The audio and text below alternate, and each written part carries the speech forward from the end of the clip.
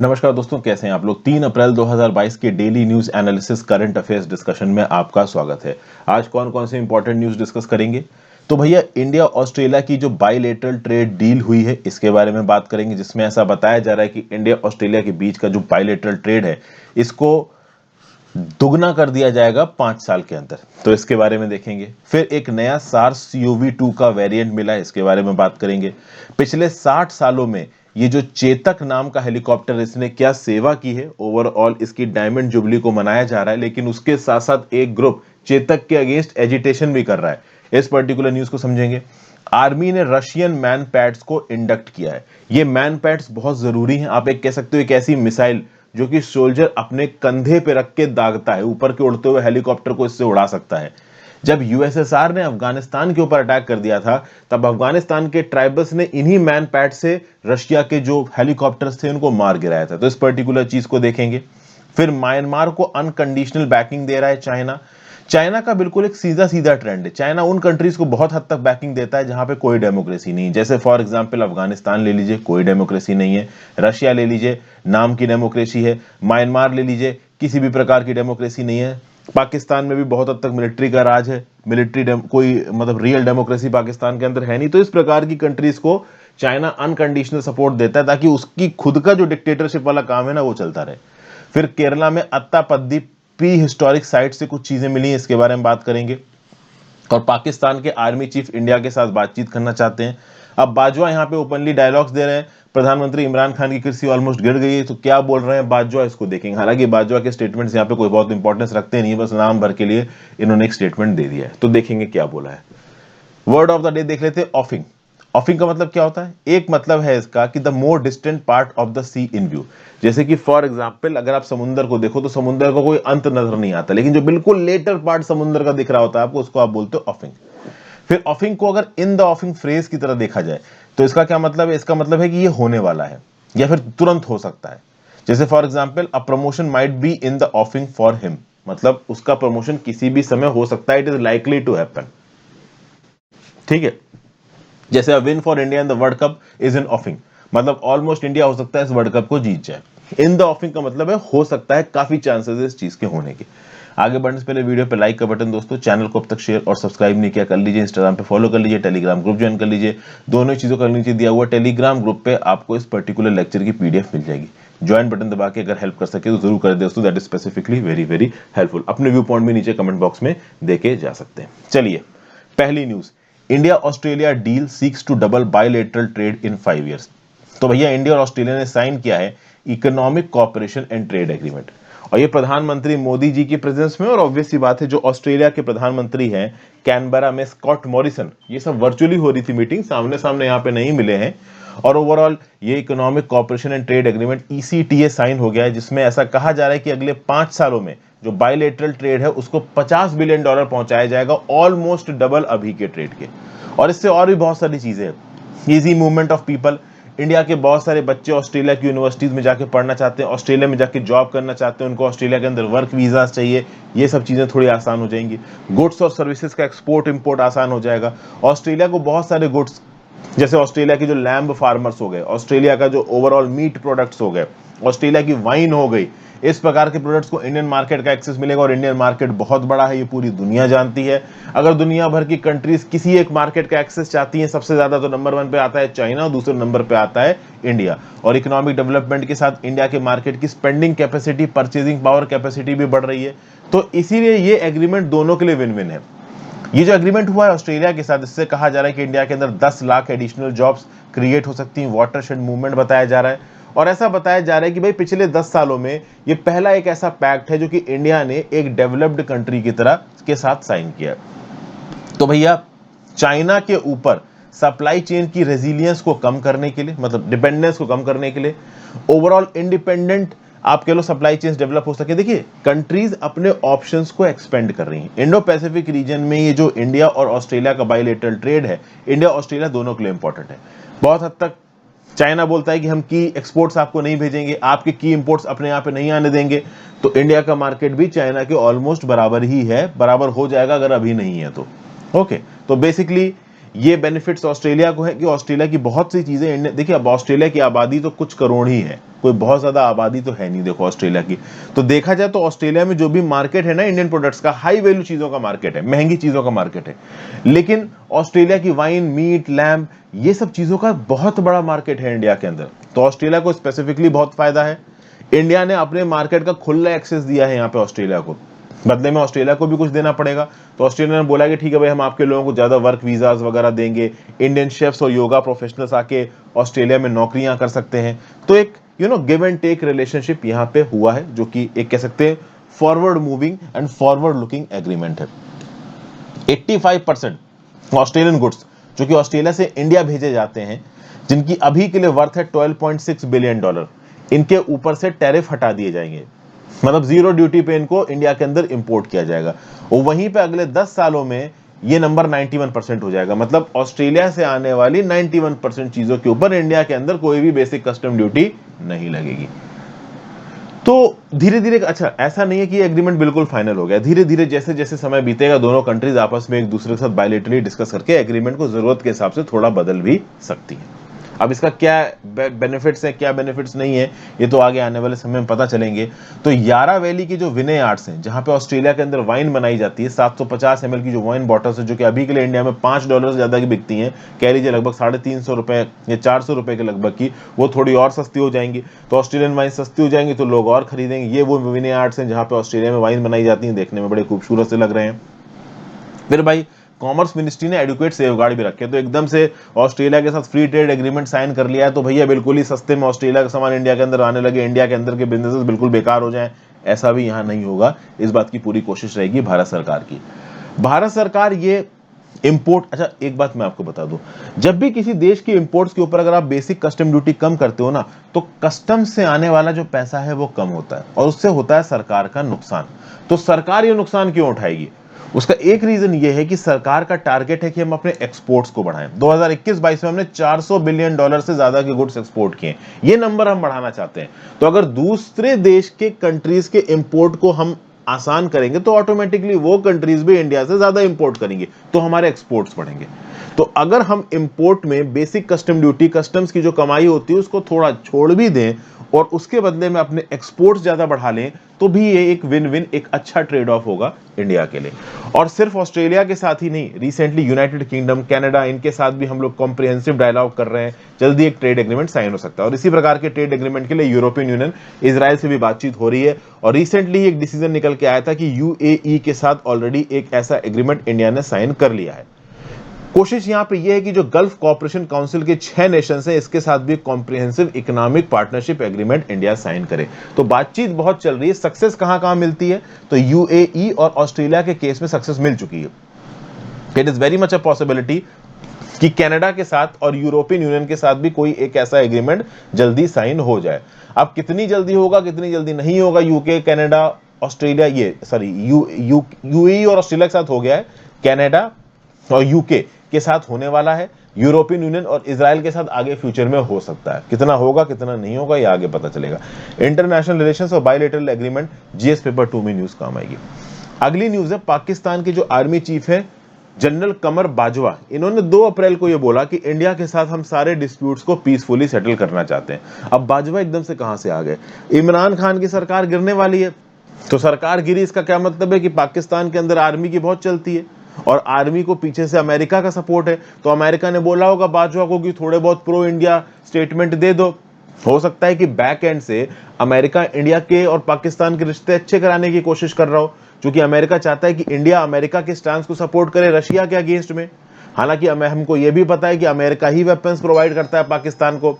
जितनी भी जंगें हुई हैं ओवरऑल, उसमें जो हमारे भारतीय नागरिक मरे हैं, हमारे सैनिक शहीद हुए हैं, वो पाकिस्तान से चली हुई गोली से शहीद हुए हैं। और वो बंदूकें कहां की थी, गोलियां कहां की थी? अमेरिका में बनी हुई थी।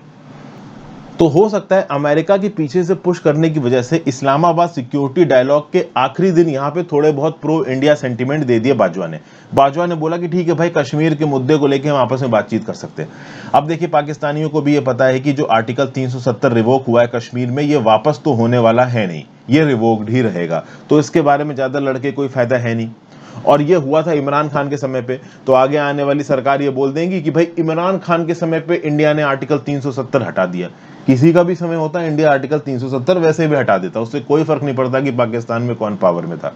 बट कहने के लिए हो जाएगा पाकिस्तान की बात की सरकारों को कि इमरान खान इतना कमजोर था कि उसके समय पे इंडिया ने ये कर लिया। बहरहाल ओवरऑल बाजवा यहाँ पे ये बोल रहे हैं कि पूरी दुनिया में लड़ाई हो रही है, पूरी दुनिया में आग की लपटें बढ़ी हुई हैं, तो हम इंडिया के साथ यहाँ पे रिश्ते अच्छा करना चाहते हैं, बायलैटरली डिस्प्यूट्स को सॉर्ट आउट करना चाहते हैं। चाइना के साथ इंडिया का जो बॉर्डर स्टैंड ऑफ चल रहा है वो भी हमें परेशान कर रहा है। हम चाहते हैं कि चाइना इंडिया का बॉर्डर डिस्प्यूट भी पीसफुली यहाँ पे रिजॉल्व हो जाए। जम्मू एंड कश्मीर के मुद्दे को लेकर अगर इंडिया चाहता है तो हम बैठ के एक दूसरे के साथ बातचीत कर सकते हैं। फिर कुछ दिन पहले न्यूज़ के निकल के आई थी कि इंडिया की तरफ से एक्सीडेंटली एक मिसाइल मिसफायर हो गई और पाकिस्तान की धरती पे जाके गिर गई। फॉर्चुनेटली वहां पे किसी की मौत नहीं हुई। तो बाजवा ये भी बोल रहे हैं कि इंडिया की तरफ से कोई एक्सप्लेनेशन नहीं आया, इंडिया ने प्रॉपर तरीके से हमको रिस्पांस नहीं दिया, इंडिया के पास इतने बड़े बड़े वेपन्स है, क्या वो रिस्पॉन्सिबिलिटी रख सकते हैं उनको। इस प्रकार के भी कुछ स्टेटमेंट्स आए। हमें समय समय पर बताते रहिए कि आप कैसे अपने वेपन्स को रख रहे हैं, ताकि हम भी इंश्योर रहें कि आगे कुछ ऐसा ना हो। इस प्रकार की बकवास बाजवा करके गए हैं। GS paper 2 Indian neighbourhood relations में न्यूज काम आएगी। नेक्स्ट न्यूज है WHO records new recombinant SARS-CoV-2 variant. देखिए, वर्ल्ड हेल्थ ऑर्गेनाइजेशन ने बोला है कि एक नया वेरिएंट आया है SARS-CoV-2 का XE रिकॉम्बिनेंट यूनाइटेड किंगडम में, जिसका हायर रेट ऑफ ट्रांसमिशन हो सकता है। यहाँ पे जो शब्द है रिकॉम्बिनेंट, ये रिकॉम्बिनेंट का मतलब क्या होता है? देखिए, जब एक इंडिविजुअल 2 कोरोना वायरस के वेरिएंट के साथ साइमल्टेनियसली इन्फेक्ट हो जाए, तो जो जेनेटिक चेंजेस हो जाते, देखिए फॉर एग्जांपल अभी मान लो एक पर्टिकुलर इंडिविजुअल के अंदर डेल्टा वेरिएंट भी आ गया कोरोना वायरस का और ओमिक्रॉन वेरिएंट भी आ गया, तो 2 अलग अलग वेरिएंट आ गए। वो दोनों अलग अलग वेरिएंट उस इंडिविजुअल की बॉडी पर अटैक कर रहे हैं और इस इंडिविजुअल की बॉडी की जो जीन्स है, इम्यून सिस्टम है, वो इन वेरिएंट से लड़ रहे हैं। तो यहां पे ओवरऑल जो कंबाइंड रिस्पॉन्स निकल के आएगा ना, एक कंबाइंड आप कह लो जो कोरोना का वायरस निकल के आएगा, 2 अलग अलग स्ट्रेन्स के बनने से इसको रिकॉम्बिनेंट बोला जाता है। तो अभी के लिए 3 रिकॉम्बिनेंट निकल के आ रहे हैं, यूके के हेल्थ सेक्रेटरी ने बोला, हेल्थ सिक्योरिटी एजेंसी ने बोला है। एक है XF रिकॉम्बिनेंट, एक है XE, एक है XD। XD और XF मिलके बने हैं किससे? डेल्टा और ओमिक्रॉन से। और XE किससे मिलके बना है? तो ओमिक्रॉन का ही BA.1 और BA.2, इन 2 वर्जन से मिलके जो रिकॉम्बिनेंट बना है उसको आप बोलते हो XE। और इसी XE के बारे में ये जो यूके है ये बोल रहा है, और WHO ने बोला है कि भाई ये रिकॉम्बिनेंट बहुत तेजी से कम्युनिटी ट्रांसमिशन कर सकता है। अभी के लिए एस्टिमेट है कि ओमिक्रॉन का जो BA.2 वेरिएंट था, इसके कंपैरिजन में ये जो XE रिकॉम्बिनेंट है ये 10% ज्यादा तेजी से फैलेगा, और BA.2 ओमिक्रॉन का वेरिएंट ये खुद ही बहुत तेजी से फैलता था। तो ऐसा यहाँ पे बताया जा रहा है कि ऐसा हो सकता है, ये एस्टिमेटेड है। अभी के लिए इसके ऊपर और फर्दर एनालिसिस जारी है। ये जो XE नाम का रिकॉम्बिनेंट निकला है ओमिक्रॉन के BA.1 और BA.2 वेरिएंट से मिलकर, ये कितना डेंजरस है, कितना खतरनाक है, कितना फैलेगा, ये तो देखो आगे आने वाले समय में ही पता चलेगा। तो ग्लोबली कितने केसेस रिपोर्ट हुए? तो यूके के अंदर XE के 637 केसेस रिपोर्ट हुए। XE कितना डेंजरस है, कितना तेजी से फैलेगा, इसकी कितनी सीवियरिटी होगी, इसके बारे में अभी के लिए बहुत ज्यादा जानकारी अवेलेबल नहीं है। ऐसा सुनने में आ रहा है कि ओमिक्रॉन के BA.2 जिससे ये बना है, इससे 10% ज्यादा तेजी से फैलेगा। धीरे धीरे इसके बारे में और इंफॉर्मेशन यूके की हेल्थ एजेंसी की तरफ से निकल के आएगी। अब तक जो मेजर कोरोना वायरस के वेरिएंट रहे हैं वो है अल्फा B.1.1.7, ये ग्रेट ब्रिटेन में निकला था नवंबर 2020 में। फिर बीटा B.1.351, ये साउथ अफ्रीका में शुरू हुआ था। फिर डेल्टा B.1.617.2, ये लेट 2020 में आया था, इंडिया में इसने काफी तरखाट मचाया था। फिर डेल्टा AY4.2, इसने भी काफी बवाल मचाया था। डेल्टा वेरिएंट अब तक का सबसे हार्ड वेरिएंट माना गया है, ह्यूमन बॉडी को सबसे खतरनाक मारता है ये। और डेल्टा के बाद जगह ले ली किसने? ओमिक्रॉन ने। ओके, ओवरऑल यहाँ पे जो alpha, beta, gamma, delta, epsilon, जो रोमन में आपके अल्फाबेट्स हैं, इसी के नाम पे यहाँ पे वायरसेस के नाम दिए जा रहे हैं। जीएस पेपर 2 हेल्थ में न्यूज आपको काम आएगी। फिर नेक्स्ट न्यूज ये है कि prehistoric relics point to a riverine settlement at Attappadi. देखिए, केरला और तमिलनाडु में फैले हैं अट्टापाडी हिल्स, और अट्टापाडी हिल्स के आसपास के इलाकों में 3 नदियां बहती हैं। ओके, और इन 3 नदियों के किनारे कुछ सेटलमेंट्स पाए गए हैं, कुछ प्री हिस्टोरिक आर्टिफैक्ट्स पाए गए हैं, कुछ आर्कियोलॉजिकल रिमेन्स पाए गए हैं। और इससे ऐसा पता लगा है कि हो सकता है कि इस इलाके में हजारों साल पहले कोई सेटलमेंट रहती हो, मैच्योर सेटलमेंट, क्योंकि बहुत सारे stone tools, inhabited caves, menhir, cist, burial chambers, stone circle, burial urns, black and redware pottery, terracotta images, stone carving, granite inscriptions tribal area of Attappadi village में से पाए गए हैं। और ये 3 नदियां कौन कौन सी जिसके किनारे मिले हैं ये आर्कियोलॉजिकल रिमेन्स? तो एक है भवानी नदी, एक है सुरुवानी नदी, एक है कोदुमकारा पल्लम जिसको आप अनाकाटी भी कहते हो। और इस फाइंडिंग्स में एक इकोनॉमिस्ट एडी मणिकंदन ने एक बहुत मेजर रोल प्ले किया है। एडी मणिकंदन कई सालों से ट्राइबल कम्युनिटीज ऑफ अत्तापाड़ी के बीच में घूम रहे हैं और ओवरऑल ये फाइंडिंग्स इन्हीं की ही बताई गई हैं। इनफैक्ट अगर आप देखोगे तो कोट्टाहारा नाम का जो ट्राइबल सेटलमेंट है जिसको नट्टाकल्लूरू भी बोलते हैं, यहाँ पे एक 11 फीट का मेनहीर भी पाया गया। वैसे तो बहुत सारे मेनहीर से काफी डिस्ट्रॉय हो चुके लेकिन एक 11 फीट का मेनहीर पाया गया। अब आप बोलोगे सर ये मेनहीर क्या होता है? तो मेनहीर कुछ इस प्रकार के पत्थर होते हैं। क्या काम होता था मेनहीर का? तो पुराने जमाने में इस प्रकार के मेनहीर बनाए जाते थे टेरिटरी को मार्क करने के लिए। कभी कभी इनके अंदर कोई चीज स्टोर कर दी जाती थी। तो मेनहीर से इस प्रकार के पुरानी सिविलाइजेशंस को मार्क करने के लिए दुनिया भर में पाए जाते हैं। फिर ये जो कोदुमकारा पल्लम है, आप कह लो कि इस पर्टिकुलर ये जो कोदुमकारा पल्लम है ये नदी है, इस नदी के दोनों साइड पे ब्लैक और रेड पॉटरी फैली हुई मिली है। और ये नदी केरला और तमिलनाडु के बीच का बॉर्डर बनाती है जिसके वेस्टर्न फ्लैंक पे आता है आपका अत्तापाड़ी। तो ओवरऑल इस अत्तापाड़ी के आसपास के इलाके में ये जो अत्तापाड़ी हिल्स हैं जो तमिलनाडु केरला दोनों में फैले हैं, इसके आसपास की 3 नदियों के किनारे बहुत सारे ऐसे सेटलमेंट्स पाए गए हैं जो कि बताते हैं कि एक समय पे यहाँ पे कोई बड़ी सिविलाइजेशन रही होगी। अत्तापाड़ी एक ट्राइबल तालुक है केरला स्टेट में। ये पल्लाकाड़ डिस्ट्रिक्ट के वेस्टर्न फ्लैंक में आपको यहाँ पे नजर आ जाएगा। ओवरऑल अत्तापाड़ी में एक अत्तापाड़ी रिजर्व फॉरेस्ट है, 249 स्क्वायर किलोमीटर का इलाका है। यहीं पे ये सारी की सारी सेटलमेंट्स पाई गई हैं। यहाँ पे कुछ ट्राइब्स रहती हैं। ट्राइब्स कौन कौन सी? यहाँ पे इरुलास, मुदुगास, कुरुम्बास। याद रखिएगा, आपसे पूछ लिया जाए इरुला, मुदुगा, कुरुम्बा ये ट्राइब देश के कौन से स्टेट में पाई जाती हैं, पता होना चाहिए। अब आपको बताने की जरूरत नहीं है। GS paper 1 ancient human settlements में न्यूज आपको काम आएगी।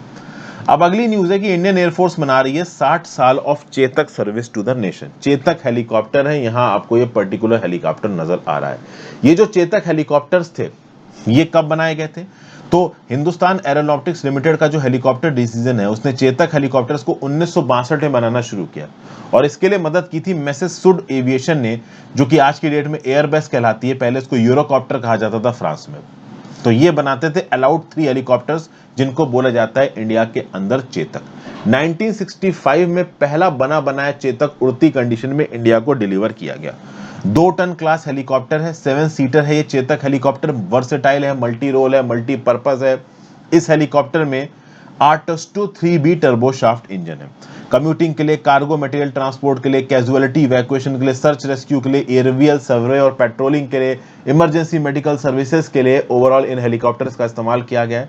देखा जाए तो हिंदुस्तान एरोनॉटिक्स लिमिटेड अब तक 350 ऐसे हेलीकॉप्टर्स बना चुका है जिसको डोमेस्टिक पर्पसेस के लिए तो यूज किया ही गया है।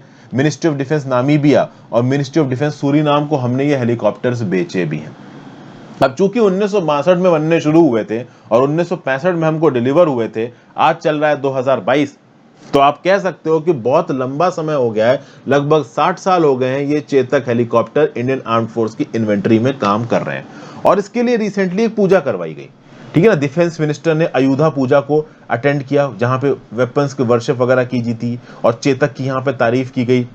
चेतक महाराणा प्रताप के घोड़े का भी नाम था जिसपे बैठ के बैटल ऑफ हल्दी घाटी रहा था 16वीं शताब्दी में महाराणा प्रताप ने। तो कुल मिला के चेतक की यहाँ पे तारीफ कर रही है हमारी Indian armed forces, air forces, ठीक है ना। कोस्ट गार्ड में, ट्राई सर्विसेज में, लॉजिस्टिकल सपोर्ट के लिए, कैलेमिटीज में, ह्यूमैनिटेरियन असिस्टेंस में चेतक का इस्तेमाल किया गया। जब 1971 का बांग्लादेश वॉर हुआ था तो बांग्लादेशी पायलट्स को भी चेतक पे ट्रेन किया गया था। चेतक को अब तक 4 वीर चक्र के अवार्ड्स भी मिल चुके हैं। तो चेतक को यहां पे थोड़ा प्रेस किया जा रहा है, लेकिन एक ग्रुप ऐसा यहां पे है जो चेतक के अपोजिशन में खड़ा हुआ है और वो है army wives agitation group. Army wife agitation group का ये बोलना है कि जो चेतक और चीता हेलीकॉप्टर है ना, ये विडो मेकर्स हैं, डेथ ट्रैप्स हैं। चेतक 1962 में बनना शुरू हुआ था, चीता 1977 में बनना शुरू हुआ था। दोनों ही हिंदुस्तान एरोनॉटिक्स लिमिटेड ने बनाया है। सिंगल इंजन हेलीकॉप्टर है और आर्मी वाइफ्स एजिटेशन ग्रुप का ये बोलना है कि ये बहुत एब्सोल्यूट हेलीकॉप्टर्स हैं, बहुत पुराने हेलीकॉप्टर्स हैं। इनको रिप्लेस करने की डिमांड लंबे समय से चल रही है, लेकिन अब तक ये सर्विस में है। और इन हेलीकॉप्टर्स में जो भी इंसिडेंट्स हुए हैं उसके चलते लगभग 80 आर्म्ड फोर्सेस के ऑफिसर्स अपनी जान दे चुके हैं। तो यंग ऑफिसर्स जब मरते हैं तो अपने पीछे एक यंग वाइफ को वो विडो कर जाते हैं, कुछ बच्चों को अनाथ कर जाते हैं, और ओवरऑल ये डेथ मेकर्स हैं ये हेलीकॉप्टर। तो इनको प्रेज करने की जरूरत नहीं है, इनको रिप्लेस करने की जरूरत है, और अभी भी ये ऑपरेशनल हो, सरकार और आर्म फोर्सेस इनको प्रेज कर रही है। क्यों प्रेज कर रहे हो? ये openly army wives agitation group यहां पे बोल रहा है।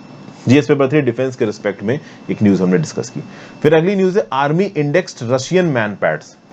अब इमरजेंसी प्रोक्योरमेंट के अंदर रशिया से हमने इमरजेंसी बेसिस पे कुछ इग्ला एस सिस्टम्स को एक्वायर किया है, small number of Igla S systems को एक्वायर किया। इसको आप मैन पैड्स बोलते हो।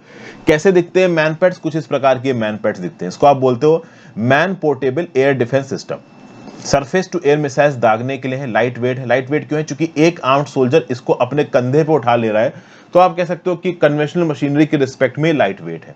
इसके अंदर एक मिसाइल होती है, यहाँ पे ओवरऑल एम बना के इन दो साइड से यहां पे दागा जाता है, और ऊपर जो हेलीकॉप्टर या लो लेवल पे अगर कोई एयरक्राफ्ट उड़ रहा है तो उसको उड़ा देगा। इसकी रेंज लगभग कितनी होती है? लगभग 3.2 मील इसकी रेंज होती है। 15,000 फीट की ऊंचाई तक ये मार कर सकता है। स्पीड इसकी मैक्सिमम जाती है मैक 2। इस प्रकार के मैन पैड्स को लंबे समय से इस्तेमाल किया जा रहा है। यूक्रेन के सोल्जर्स रशियन हेलीकॉप्टर्स के अगेंस्ट इस प्रकार के मैन पैड्स जो कि उन्होंने यूएस से लिए हैं इस्तेमाल कर रहे हैं। जब यूएसएसआर ने अफगानिस्तान के ऊपर अटैक किया था तो यूएस ने इस प्रकार के मैन पैड्स अवेलेबल करवाए थे तालिबानी फाइटर्स को, अफगानी फाइटर्स को, और उन्होंने यूएसएसआर को साथ इनसे ही लड़ाई की थी। यूएसएसआर के जो हेलीकॉप्टर्स बम बरसा रहे थे अफगानिस्तान के ऊपर, उनको गिराया गया था ऐसे ही मैन पैड्स के थ्रू। और ऐसे ही मैन पैड्स इंडिया ने इमरजेंसी बेसिस पर रशिया से खरीदे हैं। वैसे एक बड़ी डील के ऊपर बातचीत हो रही है। इस प्रकार के Igla S systems, very short range air defence system, जिसको आप विश्वराड बोलते हो, एक बड़ी डील ऑलरेडी पेंडिंग है। डिफेंस मिनिस्ट्री जल्दी ही रशिया के साथ ये डील साइन कर सकती है। लेकिन इमरजेंसी बेसिस पे, शॉर्ट टर्म पे बहुत सारे आप कह लो इस प्रकार के सिस्टम्स अभी के लिए इंडिया के अंदर मंगाए गए हैं। दिसंबर 2020 में ये कॉन्ट्रैक्ट साइन हुआ, दिसंबर 2021 में एग्जीक्यूट किया। इसमें 24 लॉन्चर्स, 216 मिसाइल्स हैं। कौन से आप कह लो कॉन्ट्रैक्ट के थ्रू ये मंगाए गए हैं? तो देखिए, जो भी वाइस चीफ्स होते हैं आर्मी के, एयरफोर्स के, नेवी के, इनको कुछ इमरजेंसी फाइनेंशियल पावर दी हमारी सरकार ने। क्यों दी? तो जब बालाकोट एयर स्ट्राइक हुई फरवरी 2019 में, और उसके बाद चाइना ने ईस्टर्न लद्दाख में जब इनकर्जन किया मई 2020 में, उसके बाद से हमारी सरकार ने हमारे आर्मी चीफ्स को ये बोल दिया कि भाई इमरजेंसी बेसिस पे 300 करोड़ तक के ऐसे हथियार आप मंगा सकते हो। तो उसी के अंदर ये इग्ला सिस्टम हमने ऑर्डर किए हैं। आगे अगर इस इग्ला एस सिस्टम, जिसको आप विश्वरैड भी बोलते हो, इसकी अगर प्रोक्योरमेंट होती है तो इस प्रोक्योरमेंट के लिए डिफेंस मिनिस्ट्री कोई एक बड़ी डील साइन कर सकती है रशिया के साथ, और उसके लिए रूपी रूबल रेट को खंगाला जाएगा। अच्छा, ऐसा नहीं कि रशिया पे ही हम डिपेंडेंट है इस प्रकार के सिस्टम्स के लिए। एक और आर्मी वेरिएंट है इग्ला एस का, जिसका नाम है medium range surface to air missile.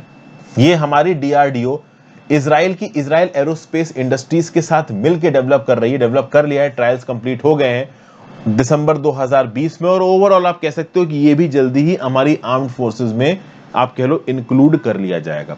तो medium range surface to air missiles जो कि डीआरडीओ इजराइल एरोस्पेस इंडस्ट्रीज ने मिलकर बनाए हैं। फिर ये जो इग्ला एस विश्वरैड है जो कि हम रशिया से प्रोक्योर कर रहे हैं, वो कहीं ना कहीं एंटी एयर वॉरफेयर में इंडिया की कैपेबिलिटीज को बढ़ाएगा। जीएस पेपर 3 डिफेंस में ये न्यूज आपको काम आएगी। फाइनली यहाँ पे चाइना ने ओपनली बोला है कि हम मिलिट्री रूल म्यांमार का सपोर्ट करते हैं। चाहे म्यांमार में सिचुएशन कितनी भी गंदी हो, हम पूरी तरीके से म्यांमार के साथ खड़े हुए हैं। म्यांमार के अगेंस्ट हम कोई भी स्टेटमेंट नहीं सुनेंगे। भले ही जब से म्यांमार के मिलिट्री जनरल ने ऑंग सैंग सी की सरकार को आउस्ट किया और अपनी पावर को वहां बिठाया है, म्यांमार की मिलिट्री को काफी क्रिटिसाइज किया जा रहा है। इंटरनेशनल कोर्ट ऑफ जस्टिस में जेनोसाइड के एक्विजिशंस लगे हैं, लेकिन चाइना ने बोल दिया कि हम डिप्लोमेटिक असिस्टेंस भी देंगे म्यांमार को, मटेरियल असिस्टेंस भी देंगे। चाइना तो देगा ही ना। ऑंग सैंग सी की सरकार म्यांमार के अंदर एक डेमोक्रेटिक सरकार थी, और चाइना के चारों तरफ डेमोक्रेसी भर जाएंगी तो चाइना तो परेशान हो जाएगा ना, कहेगा ये क्या बवाल चल रहा है। चाइना तो बहुत खुश होगा कि म्यांमार एक डिक्टेटर कंट्री बन गया, क्योंकि चाइना खुद ही एक डिक्टेटर कंट्री है, और इसलिए वो ओपनली म्यांमार को सपोर्ट दे रहा है। फिर चाइना बोल रहा है कि चाइना म्यांमार इकोनॉमिक कॉरिडोर बनाएंगे, हम कोविड-19 के अगेंस्ट जो फाइट है इसको यहाँ पे बढ़ाएंगे, म्यांमार की सोवरेनिटी, इंडिपेंडेंस और टेरिटोरियल इंटीग्रिटी को सपोर्ट करेंगे। हम चाहेंगे कि म्यांमार एशियान की मीटिंग्स में भी पार्टिसिपेट करे। और अपने आसपास की ऐसी कंट्रीज जहां पे कोई डेमोक्रेसी नहीं है, एक प्रकार की डिक्टेटरशिप है, उनके प्रति चाइना को कुछ ज्यादा ही लगाव है, जिसमें एक तो आ गया म्यांमार, दूसरा आ गया आपका अफगानिस्तान, पाकिस्तान में भी कोई रियल डेमोक्रेसी है नहीं और रशिया में भी कोई रियल डेमोक्रेसी है नहीं। तो ये सब कहीं ना कहीं शी जिनपिंग के चाइना के बहुत अच्छे दोस्त हैं, क्योंकि खुद चाइना एक टोटलिटेरियन कंट्री है, खुद शी जिनपिंग एक डिक्टेटर है।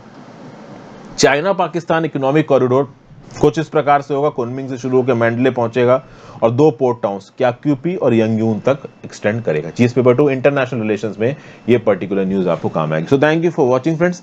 आज के लेक्चर में इतना ही कुछ है। आई होप आपको कुछ ना कुछ सीखने को मिला हो। अगर आपके पास कुछ एक्स्ट्रा पॉइंट्स है नीचे कमेंट बॉक्स में लिख के जाना, अपने व्यू पॉइंट जरूर दीजिएगा। Have a great day friends, good bye, पढ़ते रहिए। If possible click the join button.